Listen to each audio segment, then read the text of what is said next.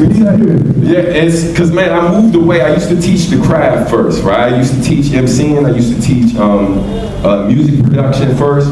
But I moved away from teaching it because I would bump into old students of mine, didn't stick with it, right? Because I taught them how to be talented. I mean, I taught them how to use their talent to make something great, but I didn't teach them how to monetize it. I didn't teach them how to operate as a business. Oftentimes, artists are taught like that when you care too much about the business, it's a bad thing. Newsflash, art is a business, it's an art too. It's an art form too, right?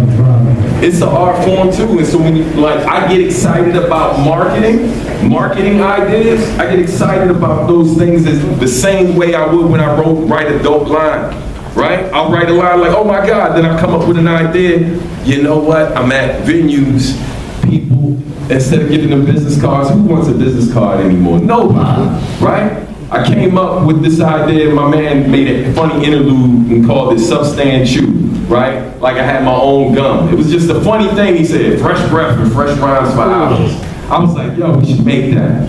So we made it. I put all my information on it like it was business cards. And at these events, when people close talking, and sometimes, sometimes people breath be a little like, hey man, hey, take one of these. Now I'm promoting my music, right? I'm also helping them out. I'm giving them something that in most situations, in club situations, they'll use. They're gonna remember me for the rest of their life because no artist they came across thought to do that. You see what I'm saying? And that's cost effective. I can go to a store and buy like a ton of packs of gum, like dumb cheap, right? Like super cheap.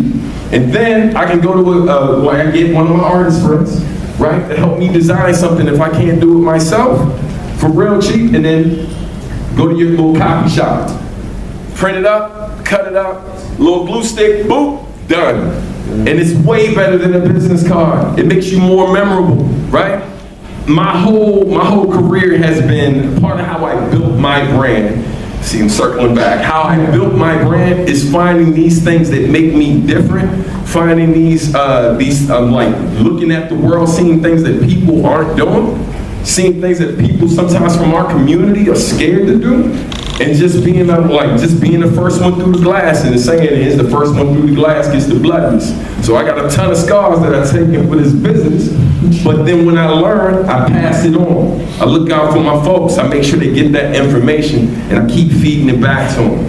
And the last thing I'll say, man, any great idea you come up with, and this is a gem that Damon Dash gave my homie who's a visual artist. He said, any great idea that you come up with, think of 7 ways to monetize it, right? At least 7 ways to monetize it. So you're like, hey man, I made a great song. Let's take a pause. Yes. I'd like people to write that down.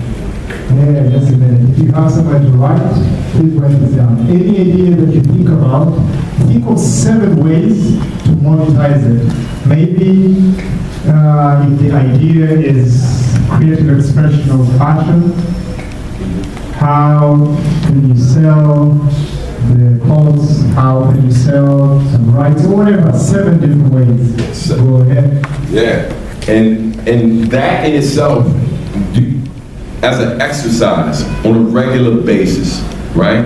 Every time you come up with something new, think about the different ways this particular thing can be monetized.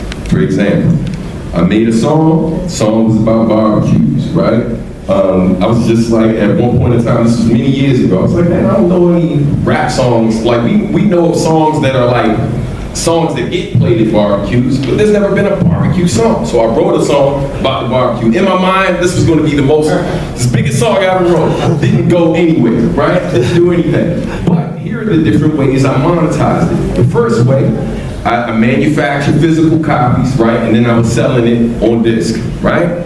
Later on, we fast forward, we get streaming. So now I'm streaming, right? Later on, because of the original beat, I ended up doing a remix of it. And so now I took that instrumental and I sold that separately. Then another revenue stream I didn't even think about initially, and keep in mind we're only at 4, was someone came along, heard the song on one of the projects, and the most money I ever made from the song was someone buying the rights to use that song for a play. And so, and there was a kid in the song, a kid in the play who basically, he looked forward to his family barbecue every year, and he basically in the play gets inspired by it and writes a song about it that he performs at the barbecue. And so I got to watch this off-Broadway thing where they perform my song and they paid me money to use that song. These are things that a lot of times, very few people think out the box like that to begin with. But what I'm saying is, if you make it an exercise that every time you make something, here are the different ways I can do it. Here are the obvious ways, then here are some things that maybe most people won't think to do. And then also have a few people around you who are trusted folks, who you bounce ideas off of, and maybe get some ideas from them as well. But this should be a regular thing that you do. Practice that, man, because this is how you get better at marketing, right?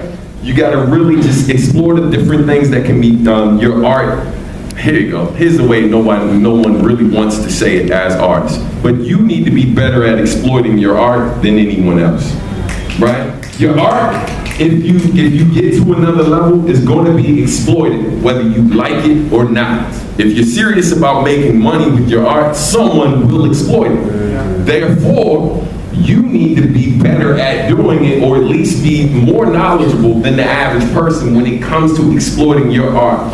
Because the better you are at it, the less you got to deal with people who don't really care about you, your family, where you come from, your country, your community, coming along telling you the best way to market and promote you. Because then you're going to be at their will. You're going to have to bend. If you want to be in the mainstream, if you want to be on a bigger label, that is an L you're going to end up, that's a loss you're going to end up taking, whether you like it or not, if you go that path. So you need to be better at understanding how marketing works. And y'all are blessed, fam. Because, listen, she on the phone, all these folks got phones, you got smart devices. You got access to more information than anyone else in the history of the world at any point in time before today.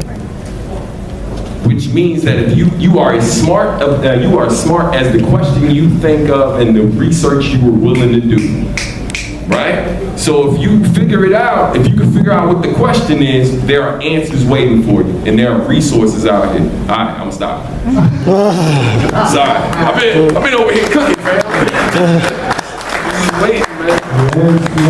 Yes. Truly, this is a masterclass, unexpected masterclass. Wherever the mic goes, just get hit by all these.